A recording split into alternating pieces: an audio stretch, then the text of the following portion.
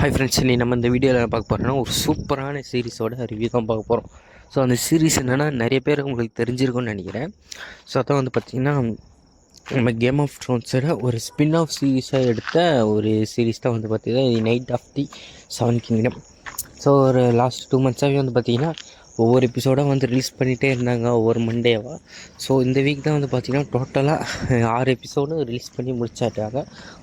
ஓப்பனாக சொல்லணும், ஒரு பயங்கரமாக ஒரு வெப் சீரிஸ் தான் சொல்லுவேன் கேம் ஆஃப் த்ரோன்ஸுக்கு அப்புறம். ஏன்னா அதுக்கப்புறம் ஹவுஸ் ஆஃப் ட்ராகன்ஸ் ஒரு சீரிஸ் எடுத்தாங்க. பட் அவ்வளோவா எனக்கு அது நிறைய பேர் அதுக்கப்புறம் சீரிஸ் பிடிச்சிருந்துச்சின்னு சொன்னாங்க. பட் எனக்கு அவ்வளோவா அந்த சீரிஸ் வந்து செட் ஆகலை.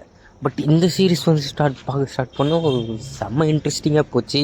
ஸோ இந்த சீரீஸில் அவங்களோட கேரக்டர் டெவலப்மெண்ட் எல்லாமே வந்து பார்த்திங்கன்னா ரொம்பவே சூப்பராக இருந்தது. ஸோ அந்த அளவு வந்து கேரக்டர் டெவலப்மெண்ட்டும் பண்ணியிருப்பாங்க. ஸோ இது வந்து ஒரு சின்ன சீரீஸாக ரிலீஸ் பண்ணியிருந்தாங்க. ஏன்னா Game of Thrones, House of Dragons அளவு பெரிய சீரீஸாக க்ரியேட் பண்ணல.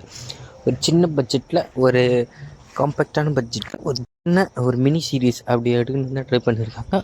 ஸோ அந்த மினி சீரீஸ்லேயே வந்து பார்த்திங்கன்னா பட்டையை கிளப்பிட்டாங்க. அந்த மாதிரி ஒரு வேறு லெவல் சீரீஸாக தான் வந்து பார்த்திங்கன்னா இந்த நைட் ஆஃப் தி செவன் கிங்டம்ஸுமே எடுத்திருக்காங்க. ஸோ இதில் வந்து மெயின் கேரக்டர் எக்கு, அதுக்கப்புறம் இன்னொரு கேரக்டர் இருக்கும். அது அவங்க 2 பேரும் மெயின் கேரக்டராக வச்சுருப்பாங்க. அந்த 2 மெயின் கேரக்டருமே வந்து பயங்கரமாக இருக்கும். அவங்க 2 ஆக்டிங்கு, முக்கியமாக அந்த சின்ன பையன் எக்கோட ஆக்டிங் வந்து சூப்பராக இருக்கும்.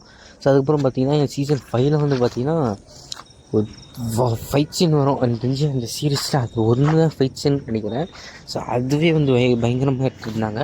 ஸோ மற்ற கேம் ஆஃப் த்ரோன்ஸில் வர மாதிரி இதில் வந்து பார்த்திங்கன்னா நிறைய வார் சீன்ஸ் அப்படிலாம் எதுவும் இருக்காது. ட்ராமாவாக தான் இருக்கும். பட் அதுவும் வந்து கொஞ்சம் ஃபன்ஃபில்டாக காமெடியாக வச்சு சூப்பராகவே சொல்லியிருந்தாங்க. ஸோ ஓவராலாக பார்த்திங்கன்னா ஒரு சூப்பரான சீரீஸ் தான் சொல்லுவேன். ஸோ இப்போ வந்து பார்த்திங்கன்னா இந்த சீரீஸ் வந்து பார்த்திங்கன்னா ஹாட்ஸ்டாரில் தமிழ் டப்பிங்லேயே வந்து பண்ணியிருக்காங்க.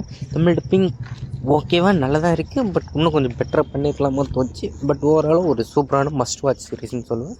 கேம் ஆஃப் த்ரோன்ஸ் ஃபேன்ஸாக இருந்துச்சிங்கன்னா கண்டிப்பாக இது வந்து ட்ரை பண்ணி பாருங்கள். அந்த லெவல் அதுக்கேற்ற மாதிரி ஒரு சூப்பரான சீரீஸு ஜியோ ஹாட்ஸ்டாரில் ஸ்ட்ரீம் பண்ணிருக்காங்க. தமிழ் டப்பிங்கில் கண்டிப்பாக பாருங்கள்.